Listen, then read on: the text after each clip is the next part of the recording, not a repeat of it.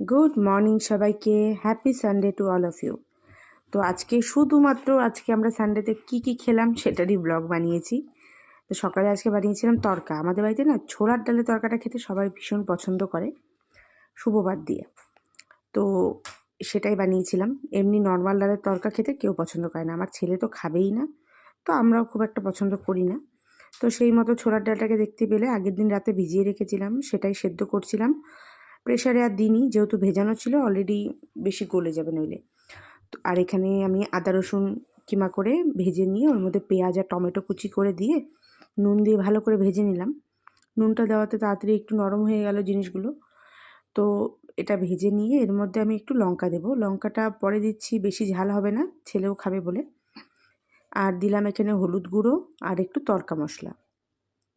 এটা দিয়ে হালকা নাড়াচাড়া করে মাঝখানে একটু স্পেস বানিয়ে এখানে একটা ডিম দিয়ে দেবো। ডিমটাকে আমি আলাদা করে আর ভুজিয়া করি না, এর মধ্যে করে দিলে না বেশ খেতে টেস্ট হয়।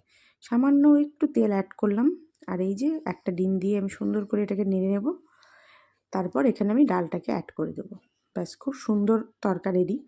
এই তরকাটা আমি শিখেছি আমার বাবার থেকে। আমার বাবা ভীষণ ভালো তরকা বানাতো এক সময়, এখন আর বাবা অসুস্থতার কারণে সেরকম কিছু করতে পারে না, মানে বেশিরভাগ জিনিসই ভুলে যায় আমার বাবা। বাবার একসময় ব্রেন স্ট্রোক হয়েছিল। তো যাই হোক, এখন এমনি সুস্থ আছে, কিন্তু মনে রাখতে পারে না। তো বাবার থেকেই শেখা। তো এই যে হয়ে গেছে, এখন এটাকে ডাল অ্যাড করব আর নামানোর সময় ধনেপাতা দিয়ে নামিয়ে দেবো। দারুণ হয় খেতে। জানি অনেকেই হয়তো খাও, কেউ না খেয়ে থাকলে বানিয়ে দেখবে, ভাবে দুর্দান্ত লাগে খেতে। তো আজকে সকালে আমাদের টিফিনে হয়েছে রুটি, ডিম সেদ্ধ আর তরকা। তো এই যে এখন মোটামুটি এটা হয়ে গেছে, তো সবাইকে এবার খেতে দিয়ে দেবো, তারপর আমিও খেয়ে নেব।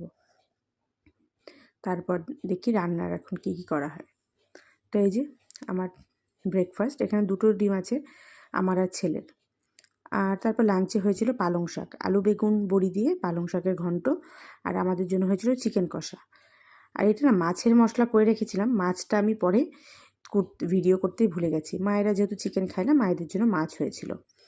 রাতে কিছুটা চিকেন ছিল, ভেবেছিলাম বানাবো হচ্ছে বাটার চিকেন, কিন্তু আর শরীরটা ভালো লাগছিল না, সেজন্য না চিকেনগুলোকে আমি কিমা করে নিলাম চপারে, সাথে পেঁয়াজটাকেও চপ করে নিয়ে এর মধ্যে আদা রসুন পেস্ট দিলাম, সাথে লঙ্কা পেস্টও দিয়েছি, আর একটু হলুদ গুঁড়ো নুন দিয়ে এরকম করে টিকিয়ার মতো করে ভেজে নিয়েছি। খেতে খুব ভালো লেগেছে। প্রথমে না আমি ভাবছিলাম যে কেমন লাগবে বা খেতে। তো প্রথমে আমি এই লোহার কড়াইয়ে করছিলাম, তা দেখতে অনেকটা তেল সোক করে নিচ্ছে। তো তেলটা যেহেতু কম লাগবে, সেই জন্য পরে আমি প্যানে এটাকে ট্রান্সফার করি। তো বেশ